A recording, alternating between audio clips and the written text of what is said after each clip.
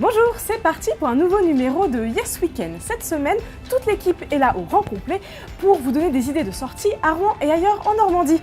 Karine nous dévoilera l'expo événement au musée des Beaux-Arts et Violaine nous parlera du rassemblement de Porsche à Honfleur. Et ce week-end, vous pourrez rencontrer des céramistes, des ferronniers et des verriers normands. C'est au printemps de lettres Saint-Maclou que ça se passe et Rose-Marie Decroix est avec nous pour en parler. Bonjour Rose-Marie.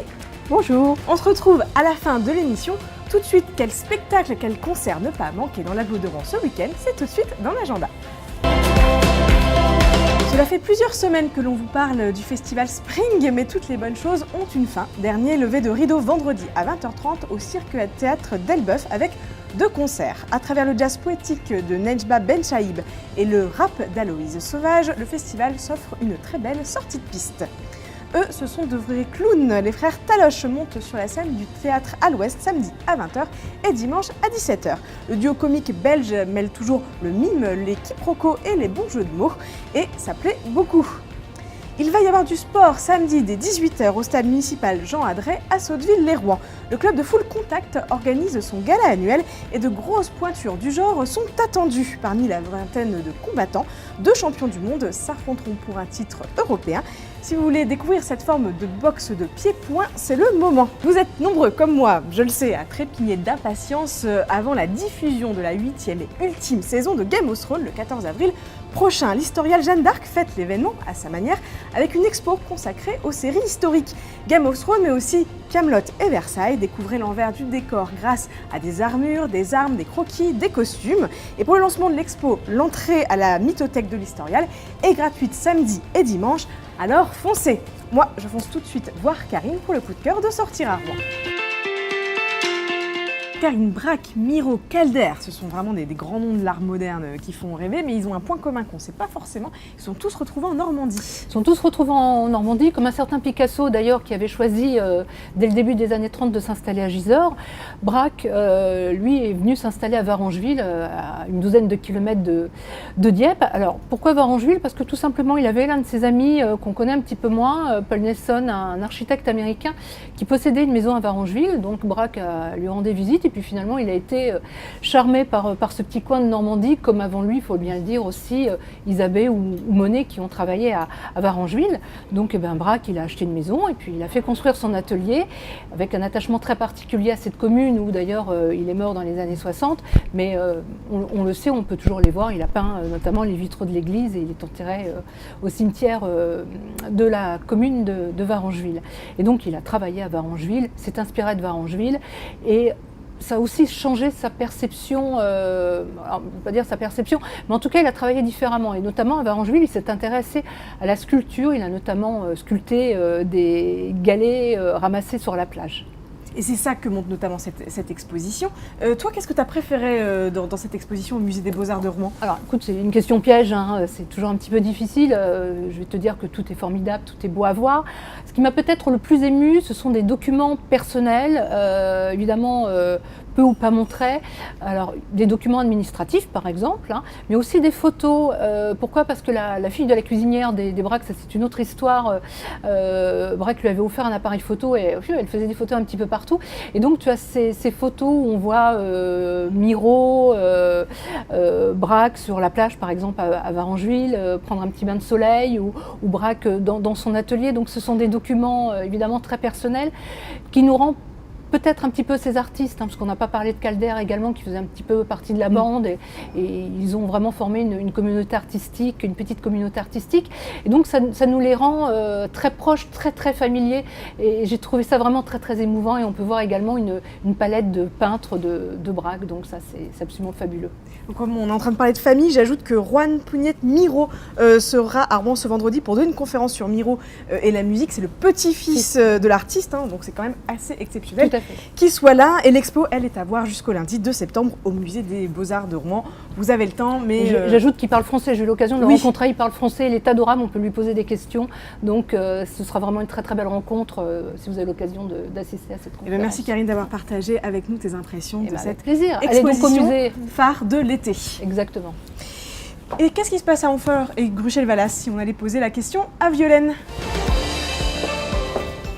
Violaine, Salut Céline. Alors je sais pas à quoi on va trinquer ce week-end, mais ce qui est sûr c'est qu'on va trinquer. On va trinquer à la bière si Ouais. ça dit. Et puis on va filer à Gruchel-Valas, à l'abbaye du Valas, qui accueille la fête de la bière artisanale normande. Et donc il y aura 46 brasseurs qui seront présents sur place pour faire découvrir leurs produits. Donc on pourra goûter.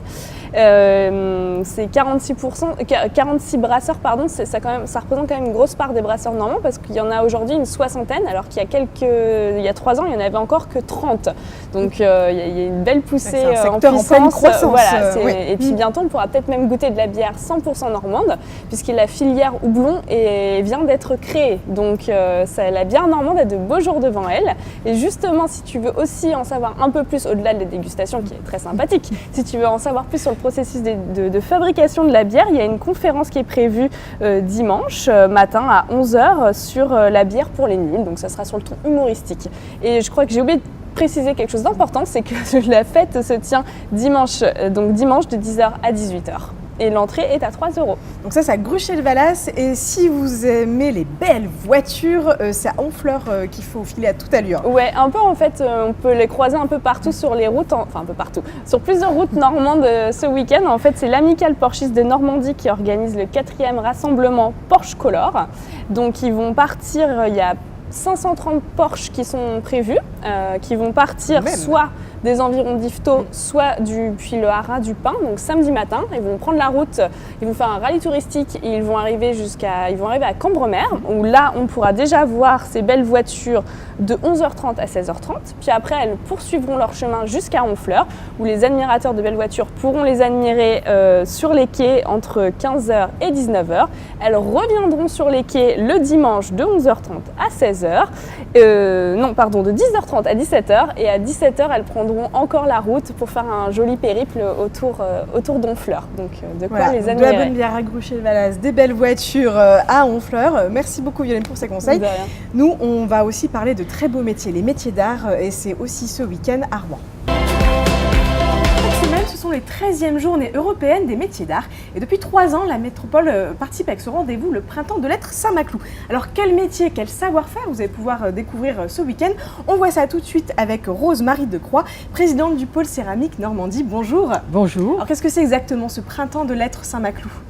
Alors le Printemps de lettres de Saint-Maclou est né avec le projet Espace métiers d'art à lettres Saint-Maclou.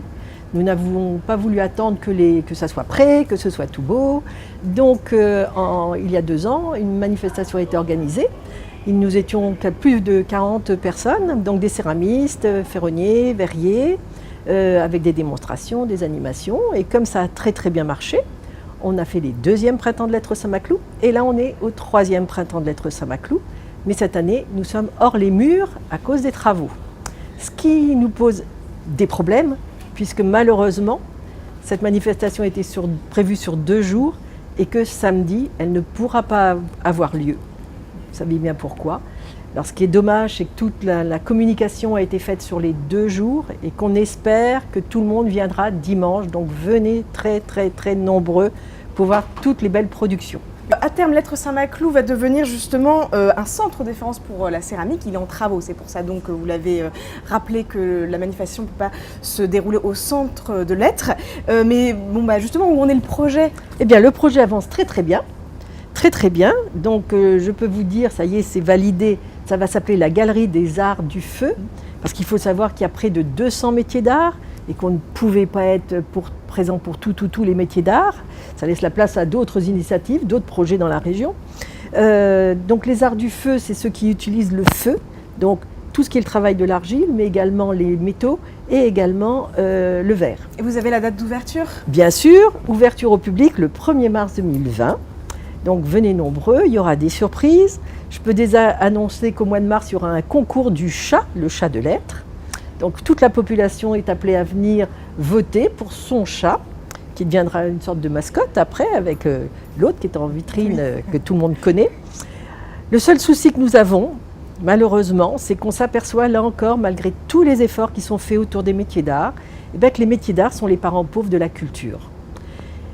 Je ne m'attendais pas en tant que présidente et porteur de ce projet d'avoir autant de mal à trouver des mécènes traditionnellement repérés dans le monde de la culture, nous retoquer ce projet qui pourtant remporte un succès phénoménal au niveau de tous les guides touristiques, par exemple, puisqu'on a déjà envoyé toutes les informations, ils sont ravis. Au niveau de l'office de tourisme, le Rouen Normandie tourisme et congrès, pardon, voilà, l'office de tourisme, c'est plus simple. Et on ne trouve pas de mécènes. Donc l'appel est lancé, l'appel aux mécènes Oui. pour donc cette galerie qui ouvrira en mars 2020. En attendant, précipitez-vous ce dimanche au printemps des lettres Saint-Maclou autour de l'église Saint-Maclou. Merci beaucoup Merci Marie beaucoup. d'être venue jusqu'à nous. Qu'est-ce qui est sorti au ciné cette semaine? On va voir ça tout de suite. François Civil est partout en ce moment au cinéma. Après Le Chant du Loup et Celle que vous croyez, on le retrouve à l'affiche de Mon Inconnu. Il y joue un homme marié à qui tout réussit mais qui un matin se retrouve dans une sorte de vie parallèle. Il n'est plus un écrivain à succès mais un prof et sa femme ne sait pas, mais alors pas du tout qui il est. Se rendant compte de ce qu'il a perdu, il va tout faire pour la reconquérir. Un scénario original dans la droite lignée des comédies anglo-saxonnes comme Il était temps, ça promet. Résume-moi ma vie. On fait du ping-pong, on est plutôt bon. Attends Félix, ça va pas le faire du tout, moi ça fait 1000 ans que j'ai pas joué. Qu'est-ce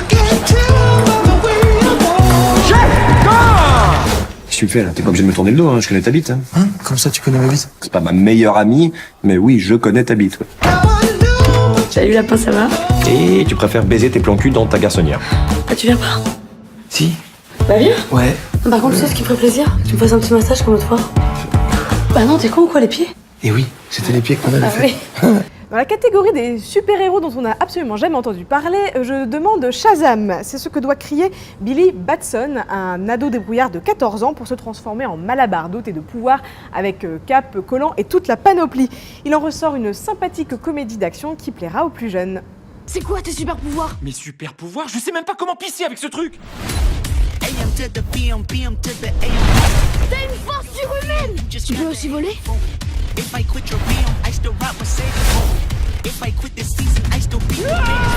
Ça va? Pourquoi tu dis rien? Ce sera dur de revoir les rayures. Votre portable est chargé, votre portable est chargé. C'est quoi cette histoire? T'es un méchant, pas vrai? Shazam! Messieurs,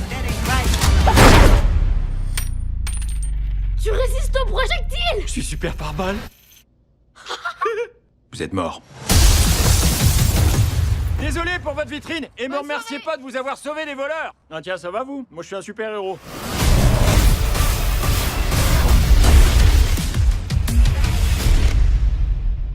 Manger un morceau ou boire un verre après ou avant toutes ces idées de sortie dont on a parlé aujourd'hui, c'est dans Sortir à Rouen et Sortir au Havre. Vos suppléments en vente avec Paris Normandie, édition Grand Rouen, Elbeuf ou Le Havre Progrès de Fécamp. Chaque mercredi, vous y trouverez plein de bons plans. Voilà, Yes Weekend, c'est fini, mais le week-end commence. À la semaine prochaine.